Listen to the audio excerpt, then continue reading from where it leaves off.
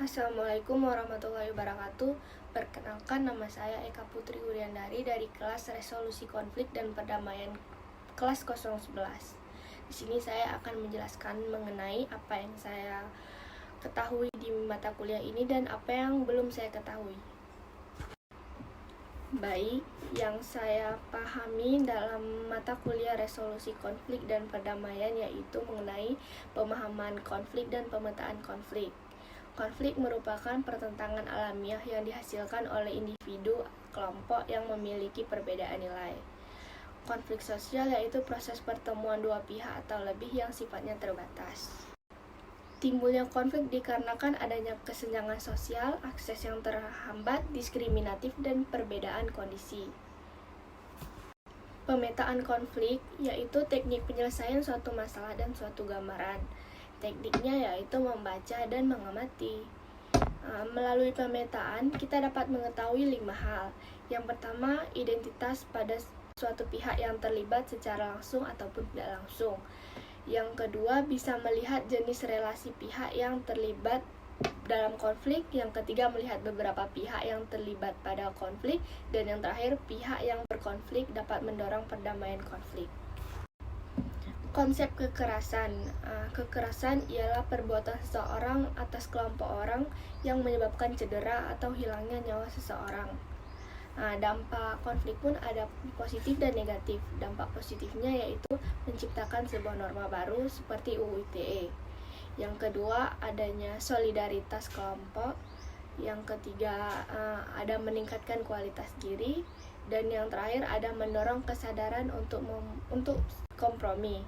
Dampak negatifnya yaitu suatu perpecahan. Yang kedua, hancurnya struktur sosial. Yang ketiga, menyebabkan cedera. Dan yang terakhir, kerusakan harta benda. Anatomi konflik. Dalam suatu masyarakat akan selalu ada kelompok atas yang menguasai kelompok bawah. Kelompok ini dibagi berdasarkan kekuasaan, kemampuan, kekayaan, dan sebagainya. Kelompok bawah akan ditindas dan menjalankan kehendak kelompok atas. Fenomena ini akhirnya memicu timbulnya konflik antar kelompok. Terjadinya teori konflik dapat dilatar belakangi oleh 3 kondisi utama, yakni kondisi sosial politik, kondisi intelektual, dan kondisi biografis. Kondisi sosial meliputi dominasi politik, eksploitasi sosial, dan perkembangan ekonomi. Kondisi intelektual diantaranya idealisme, paham evolusi sosial, dan pragmatis. Sedangkan kondisi biografis yaitu mayoritas berasal dari kelas bawah. Isu sengketa, banyak hal yang terjadi isu sengketa yang terjadi di masyarakat, seperti sengketa wilayah, budaya, suku, dan agama. Sengketa wilayah terjadi di seluruh wilayah Indonesia. Sengketa wilayah umumnya merupakan konflik antar negara, seperti halnya perebutan wilayah Sipadan dan Ligitan yang diklaim menjadi milik negara Malaysia. Sedangkan wilayah seringkali terjadi karena masing-masing negara mengklaim wilayah tersebut masih berada di dalam batasan kekuasaan negaranya. Sengketa budaya terjadi pula antara Indonesia dan Malaysia. Malaysia menggunakan lagu Rasa Sayangnya sebagai lagu untuk memperkenalkan kebudayaan Malaysia di mata negara lain. Hal ini menimbulkan reaksi keras dari masyarakat Indonesia. Sengketa suku terjadi di dalam negara Indonesia. Sengketa suku ini terjadi karena banyaknya suku yang terdapat di Indonesia, banyaknya suku. Salah satunya adalah sengketa antara suku Tidung dan suku Bugis. Konflik tersebut terjadi di kawasan Kalimantan Timur. Salah seorang pemuda suku Tidung lintas di kerumunan suku Bugis, lantas dikeroyok oleh 5 orang suku Bugis hingga tewas.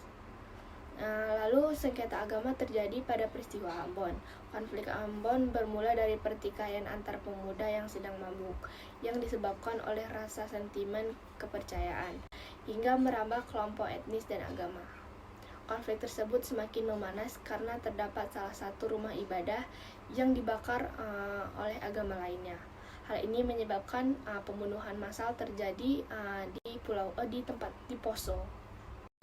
Ada 3 metode untuk mengatasi konflik. Yang pertama ada metode dominasi. Metode dominasi ialah metode mengatasi meredakan konflik dengan cara memaksa semua pihak menghentikan konflik.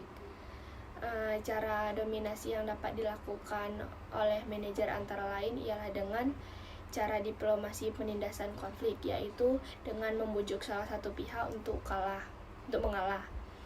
Yang kedua, tidak memberi peluang untuk bisa ditemani oleh salah satu pihak atau kelompok.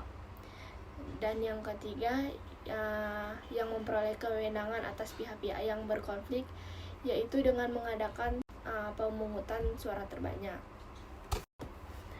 Yang kedua, ada metode kompromi, yaitu mengelola konflik yang terjadi pada suatu organisasi dapat dilakukan dengan metode ini.